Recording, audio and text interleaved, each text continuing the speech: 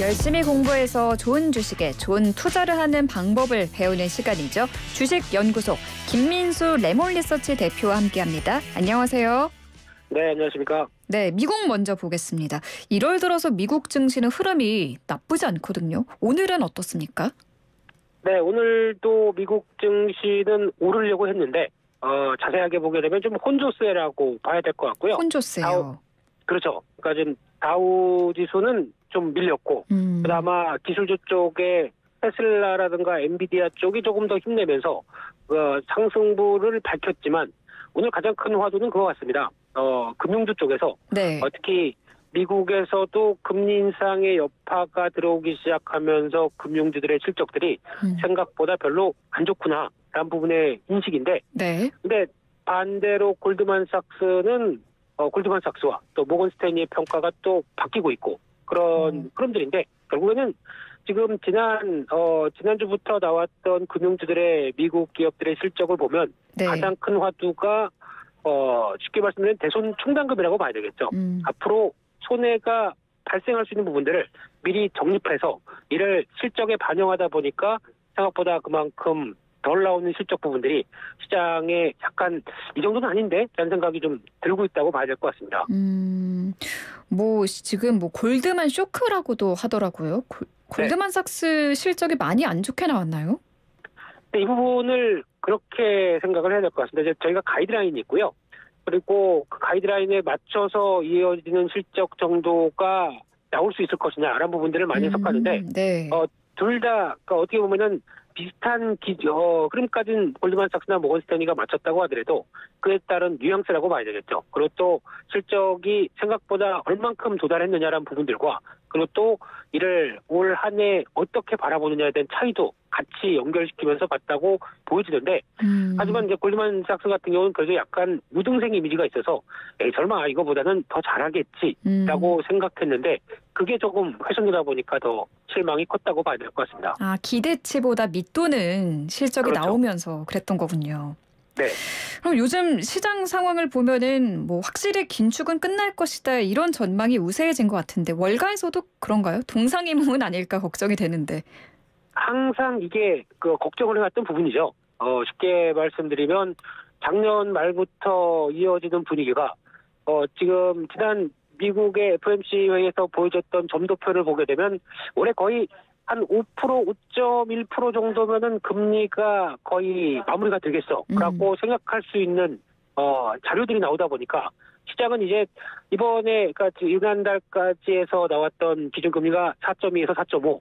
그러면 다음번에는 지금 물가 상승 압력이 떨어지는 걸 봐서 50bp 하기는 좀 부담스러울 거고 네. 그러면 저희가 한 25bp 정도 해서 조금씩 맞춰가다가 일단은 한 상반기 중에는 금리 인상이 끝날 것이 아니냐라고 생각을 하고 있는 부분이고요. 네. 그렇게 되면은 조금 관망했다가 시장에 어떤 경기와 관련된 좀 안 좋은 신호가 나온다. 그러면 연말부터는 금리는 할 거야라고 글로벌 IB들이 다 전망을 하고 있다 보니까 지금 분위기는 한 5%에서 5.5% 정도 사이에서 금리가 마무리되고 연말에는 다시 금리가 인하되고 하는 시나리오를 그리다 보니까 네. 아무래도 이젠 금리 인상 사이클이 끝난 게 아니냐라는 관점 쪽에서 시장이 먼저 움직이죠. 하지만 이 사실을 연준이 상당히 싫어합니다. 연준은 네. 지금까지 봤을 때 우리 금리 인하 올해 안 한다니까 라고 하면서 계속 압박을 주고 그런 시도를 보여주면서 네. 조금씩 시장 올라갈 때마다 찬물을 끼얹었었죠. 네네. 그래서 그런 현상이 이번에도 FOMC 회의 2월 초에 있죠. 네, 이런 현상이 또 한번 나올 가능성이 높지 않느냐. 먼저 기대감을 가졌다가 연준은 또 찬물을 끼얹고 그러니까요. 이런 반복이 되는 게 아니냐라는 우려감도 남아있는 건 현실이라고 봐야 될 것 같습니다. 그래도 지금은 2월 1일 그 FOMC에서 25bp 0.25%포인트 인상이 유력한 상황인 거죠. 그렇습니다. 물가가 떨어지는 속도가 완연하게 보이다 보니까 그렇게 이제 시장은 해석을 하고 있는데, 근데 지난 물가 수준을 또 자세히 보게 되면 많이 떨어졌다. 그래서 이제 6%대 중반까지 떨어진다라는 자신감은 보여줄 수 있는데 네. 그 내용 중에 하나가 에너지 가격들이 많이 하락해서 그런 겁니다. 그러니까 즉 구성 항목 중에서 물가를 구성하는 항목 중에서 네. 저희가 알고 있는 뭐 주거비, 뭐 식료품 이런 쪽이 다 같이 있다고 하더라도 에너지 쪽이 떨어지다 보니까 특히 이번에 많이 나왔던 뉴스가 유럽이 안 춥다, 생각보다 따뜻하다. 그러면 난방용으로 쓰는 LNG 수요가 많이 좀 줄어들겠죠. 네. 그러다 보니까 LNG 가격들이 떨어지면서 어떤 글로벌 유가도 같이 떨어졌고요. 이런 현상의 흐름을 반영됐는데, 근데 이제 중국이 다시 경기가 회복이 되기 시작합니다. 네. 리오프닝이 돼서 회복이 되기 시작하게 되면 원유 수요는 더 늘어나겠죠. 그러면 유가가 올라갈 테고, 그러면 다시 올라간 유가가 소비자 물가 지수를 자극할 테고, 네. 그렇게 됐을 때 과연 물가는 지금처럼 꾸준하게 안정이 될 수 있을 것인가라는 또 의문도 생기겠죠. 이것도 하나 체크할 요인이라고 봐야 될 것 같습니다. 그 유럽이 지금 이상고온 현상으로 천연가스 네. 가격이 계속 떨어지고 있는데 네. 반대로 이 중국 경기가 살아나면서 여기에 제동을 걸 수 있다라는 거군요. 그렇죠. 그래서 그 여파가 얼만큼 또 이제 보통 저희가 얘기 많이 하는 게 춘절 정도쯤 해서 중국의 양호에 나온 다음에 그다음부터는 본격적인 리오프닝 효과와 함께 어떤 정상화가 이어졌을 때 과연 그러면 에너지 가격이나 인플레이션을 자극할 수 있는 요인들은 어떻게 될 것인가. 이게 좀 또 지켜봐야 될 숙제 같습니다. 네, 일단 2월 1일 열리는 미 연방공개시장위원회 FOMC에서 연준이 이 시장 기대에 찬물을 끼얹을지 이것도 지켜보도록 하고요. 네. 지금 뭐 비트코인 기세가 무섭더라고요. 얼마 전까지만 해도 확실히 안전자산에 투심이 모이는 것 같았는데 지금 분위기가 좀 바뀐 것 같아요. 네, 한때 또 지금 가상화폐 쪽엔 안 좋은 뉴스만 계속 있었죠. 네네. 그래서 어떤 또 거대 거래소가 파산하고 그런 현상이 나오다 보니까 여러 가지 움츠린 모습들이 나왔는데 가상화폐 시장을 볼 때 가장 위험 자산의 끝판왕이라고 많이 부릅니다. 네, 그만큼 어떤 위험 자산에 대한 심리가 많이 극단에서 반영되는 쪽을 얘기를 하는데. 네, 보통 이런 위험 자산을 볼 때 또 하나 체크하는 것 중에 하나가 달러와의 추이죠. 그러니까 즉 달러가 강세로 가기 시작하게 되면 위험 자산은 힘을 잘 못 씁니다. 네. 근데 달러가 약세로 갔었을 때 반응하는 것과 또 하나 시장의 유동성이 커졌을 때, 그러니까 즉 저금리 기조 쪽에서 네. 또 가상화폐가 움직이기 좋죠. 근데 지금 상황은 달러가 그 강세에서 꺾였고요, 한번. 꺾였죠. 그래서 뚜렷한 약세로 가다 보니까 거기서 힘을 냈고 게다가 또 이제 금리 거의 다 온 거 아니야? 라고 하는 이런 부담이 좀 사라졌던 부분들이 또 하나 가상화폐 시장을 끌어당긴 요인이라고 보는데 앞서 말씀드렸던 것처럼 또 똑같이 연준의 얘기 나오고 있고 어떤 쳇바퀴 돌아가듯이 여전히 물가는 안 떨어지는구나 라는 생각이 들기 시작하게 되면 한계가 또 있다고 봐야 되겠죠. 네, 일단 지금은 연준 피벗에 대한 기대감과 또 킹달러가 꺾이면서 가상자산 시장이 뜨고 있다라는 거고요. 그럼 다시 좀 증시로 돌아와서요. 지금 4분기 실적 시즌인데 어떤 그렇습니다. 기업들 실적이 나왔나요? 지금 눈여겨볼 만한 기업들을 또 같이 또 꼽아주신다면요. 네, 지금 실적 본격적으로 발표한 것보다 잠정 실적을 먼저 발표한 회사들이 제가 다 알듯이 삼성전자와 LG전자가 가장 크고요. 아마 본격적으로는 설 연휴 끝나고면서부터 미국도 그렇고 한국도 이제 기업들 실적이 나올 걸로 보여집니다. 근데 지금 뭐 중형주급 종목들도 나왔는데 대표적으로 뭐 어떤 IT 단의 종목들도 실적은 그나마 선방했다고 보여지지만 올해 그렇게 안 좋을 텐데 라고 생각하다 보니까 올해 주가는 하락하는 현상이 나오고 있고요. 마찬가지로 실적 발표했던 삼성전자 같은 경우도 그리고 또 LG전자도 마찬가지겠지만 잠정 실적 자체가 과거에 보여줬던 실적이 이 정도면 됐네라고 하는 수준은 전혀 아닙니다. 즉 많이 깎였죠. 대표적으로 LG전자 같은 경우도 거의 뭐 적자 면할 정도로 영업이익을 보여줬다는 얘기는 시장에 어떤 이번에 또 4분기다 보니까 각종 비용들이 많이 들어가거든요. 네. 그런 쪽에서 나왔던 변화로 보게 되면 결국은 지금 시장에서는 4분기에 대한 실적 기대감 전혀 없습니다. 그래서 생각했던 거 정도만 나와줘라라는 분위기고 그 이하로 나왔을 때 그러면 시장의 반응들이 이렇게 4분기에 꺾이기 시작했는데 올해도 계속 안 좋을 것인가라고 하는 타진들이죠. 이런 걸 확인해야 될 것 같고 근데 적어도 지금 분위기라고 하게 되면 꺾였던 작년 하반기의 실적들이 상반기까지도 영향을 끼칠 것이다 라고 하다 보니까 네. 실적에 대한 기대감은 전혀 없는데 중요한 건 여기서 실적과 주가와의 괴리가 발생합니다. 즉 주가는 작년 한 해 내내 하락했습니다. 네. 그러다 보니까 주가가 많이 싸졌죠. 네. 근데 그런 상황 속에서 왜 싸졌는지의 이유가 실적이 안 좋을 것이다라는 부분들도 반영이 돼서 미리 싸졌기 때문에 지금 안 좋은 실적을 발표한다고 해서 주가가 더 하락하는 것보다 오히려 그러면 여기가 거의 바닥권 아니야? 그걸 반영해서 작년에 한 해 그렇게 많이 빠졌기 때문에 라고 생각하는 부분들이 나오기 시작하는 거죠. 그러니까 이미 선반영됐기 때문에 추가적으로 뭐 하락할 가능성은 거의 없다. 예, 실적이 많이 안 좋게 나와도. 네, 한마디로 정리하시네요. 네, 당황하게 설명해서 죄송합니다. 아닙니다. 네, 그 말 그대로 네. 선반영이죠. 네, 한국의 사이클을 갖는 산업들의 특징이 이렇게 나옵니다. 그러니까 즉 실적이 좋은데 주가가 빠지는 경우와 실적이 안 좋고 적자나 뜨는데 바닥 만들고 올라오는 경우 이게 약간 미리 주가는 그를 선반영한다는 관점에서 움직이다 보니까 네. 저희 투자하시는 분들도 좀 헷갈리는 경우가 나오죠. 네.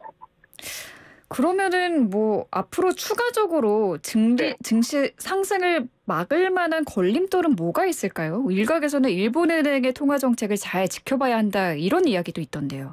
그것도 중요한 요인이고, 근데 오늘 BOJ에서 통화정책회의가 끝났습니다. 그래서 우려했던, 그러니까 즉 저희가 얘기하는 뭐 YCC라고 하는 일드 커브라고 하는 쪽에서 거기를 손을 댈 것이냐. 그래서 이게 뭐냐면은 일본은 어느 정도 금리의 상한선을 정해놓고 그 안에서만 움직이게 만듭니다. 근데 일본도 물가 상승 압력이 상당히 크다 보니까 금리를 올릴 수밖에 없는 구조가 나와서 혹시 상단부를 좀 올리지 않을까라고 봤었는데 네. 그나마 그냥 지금 구로다 총재는 그냥 가는 것 같고요. 여전히 완화적인 입장을 취하겠다라는 쪽으로 나왔는데 중요한 거는 이분이 4월 달에 이제 그만두십니다. 네네.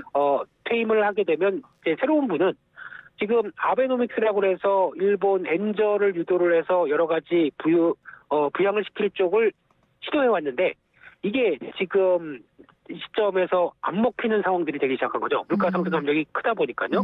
네, 그래서 이거에 대한 전반적인 수정이 다음 일본은행 총재가 들어왔을 때는 바뀔 게 아니냐. 그러면 지금까지 바라봤던 엔이 계속 그러니까 어느 정도 엔화가 올라오지 못하게 만들었던 엔저를 이끌어갔던 기조가 바꾸게 되기 시작하게 되면 그동안 싼 엔을 빌려다가 다른 쪽에 투자를 했던 여러 가지 투자 전략들이 네. 바뀌게 되는 거죠. 그러면 엔이 비싸게 되는 쪽으로 다시 바뀐다라고 하게 되면 그걸 청산하는 과정 쪽에서 그러면은 엔이 올라가다 보니까 당연히 자산 팔고 엔을 갚고 하는 현상이 나왔을 때 네. 그거를 엔 캐리 청산이라고 얘기를 합니다. 그게 나오기 시작하게 되면 금융시장 쪽에서 좀 충격이 나오는 게 아니냐라는 쪽도 이제 우려가 살살 들기 시작하는 거죠. 네, 그거는 본격적으로 아마 리스크와 이제 시장의 우려감은 4월달 때부터 좀 되지 않나라는 쪽에서 4월달에 전화 연결하게 되면 그때 다시 말씀드리겠습니다. 알겠습니다. 네. 일단 오늘은 그 서프라이즈는 없었다. 네. 기준금리를 동결했다. 일본은행이. 네. 이 소식 전해주셨고요. 네. 그럼 우리 증시는 지금 구체적으로 좀 종목들을 봤을 때 어떤가요? 어떤 종목들이 강세, 약세를 띠고 있는지. 네, 요즘의 시장에서는, 그러니까 앞서 약한 종목들은, 그러니까 LNG 가격들이 하락하다 보니까 작년에 많이 움직였던 에너지와 관련된 종목들, 이런 쪽은 올해 들어서 좀 힘을 못 쓰고 있고요. 하지만 1월 효과답게 항상 시장에서는 관심이 많은 게, 1월 효과는 좀 신기술, 그러니까 4차 산업혁명 관련된 쪽에서 항상 CES가 열리게 되고, 네. 거기서 나오는 또 가전 박람회지만 여러 가지 신기술이 나오죠. 네, 많이 나왔더라고요 이번에도. 그렇습니다. 거기서 나와서 시장에 관심이 많이 갖는 쪽 중에 하나가 이제 로봇이고요. 네, 그리고 또 AI라든가 또 메타버스 관련된 종목들이 요즘 연일 이슈가 되고 또 뉴스가 나오다 보니까 네. 뜨겁게 움직이기 시작하면서 벌써 한 1월 지금 2주 정도 됐는데 벌써 2배 나온 종목들도 속출하면서 시장의 관심은 상당히 커 있는데 근데 물론 신기술에 대한 기대감은 높고 앞으로 이제 성장할 것이다라는 기대감은 높지만 중요한 거는 이 회사들이 지금 아직까지 매출이 몇백억 대고요. 네. 그리고 아직 적자나는 회사들이 많다 보니까 시장의 우려도 좀 큰 거죠. 이것도 지난번에 예전에 P2E라고 해서 어떤 게임을 통해서 가상화폐와 연결시켜서 뭐 돈을 버는 구조 이래서 또 시장에 한번 버블을 만들었던 경험이 있기 때문에 네. 그런 쪽을 걱정하시는 분들은 뭐 신기술은 좋다. 근데 주가가 이렇게 올라가는 게 좀 부담스러운 거 아니냐라고 또 경계도 상당히 커 있는 게 지금의 시점이라고 봐야 될 것 같습니다. 그렇군요. 경계감은 네. 있지만 어쨌든 CES의 효과로 신기술 관련 종목이 강세다라는 것 짚어주셨습니다.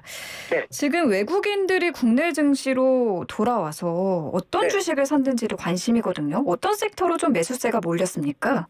네, 가장 크게는 두 가지 섹터입니다. 어차피 한국 시장을 산다 그러면 시가총액 1위를 사야 되겠죠. 그러면 삼성전자, SK하이닉스가 삼성전자. 반도체 쪽이죠. 업황은 아직 저점이고 재고도 쌓여 있는데 그래도 여기가 바닥이 아닐 것이냐라는 쪽에서 외국인들 매수자 들어오는 게 첫 번째고요. 두 번째는 은행주입니다. 지금 한때 은행주는 저희가 한 10년 동안 계속 그 자리. 그래서 이건 무슨 비석이냐, 주가가 무슨 거의 움직이지도 않느냐, 뭐 이렇게 네. 많이 바라봤던 상황에서 네. 이번에는 지금 배당을 받고 거기서 나왔던 얘기가 그 저평가와 항상 이어가던 주가를 한번 레벨업 시키기 위한 즉 주주가치 제고를 하기 위한 신한 지주 쪽에서의 얘기가 나오다 보니까 그리고 또 그를 유도할 만한 온라인 파트너스의 여러 가지 주주 서한이 나오다 보니까 네. 그에 따른 기대감이 그러면 우리도 미국처럼 순이익의 일정 부분, 돈 번 거의 일정 부분을 다시 자사주 매입을 하고 소각시키는 그래서 자본을 축소를 시켜서 ROE를 끌어올려서 어느 정도 매력적으로 보이기 시작하게 되면 은행주도 저평가되는 게 아니냐. 그래서 지금 미국의 일반적인 IB 은행을 보게 되면 자산 대비한 PBR이 한 1.4배 정도 됩니다. 근데 한국은 0.5가 0.4, 0.3 여기서 왔다 갔다 합니다. 그러면 이런 기준만 확인된다라고 하게 되면 밸류가 다시 업이 되기 시작하면서 그러면 한 3배는 주가가 올라가야 되는 거 아니냐. 이런 어떤 기대감도 같이 반영되는 걸로 보여지는데 중요한 건 그러면 은행주들이 다 같이 신한이 그러니까 우리도 해야지 KB도 하고 우리금융도 하고 하나금융도 하고 하게 되면은 이게 그러면 공통적인 기준들이 다 올라가기 시작하겠죠. 네. 그게 아마 2월 이제 그때 나오는 실적 발표와 IR 그리고 또 이사회 결정과 함께 나오는 주주총회까지 요 상태에서 그런 부분들이 확인된다. 그러면은 재평가의 가능성도 높습니다. 하지만 그게 한두 번 나온 얘기는 아니고요. 벌써 네. 10몇 년 사이에 몇 번 나왔던 얘기가 들어왔다가 다시 나가고 했던 상황이 있어서 이걸 또 그냥 고지고대로 믿어야 돼? 라고 하는 또 의심병도 있기 마련이죠. 네, 은행주가 과연 이번엔 재평가 받을 수 있을지 지켜보도록 하겠습니다. 오늘 말씀 잘 들었습니다. 감사합니다. 감사합니다. 네, 지금까지 김민수 레몬리서치 대표와 함께했습니다.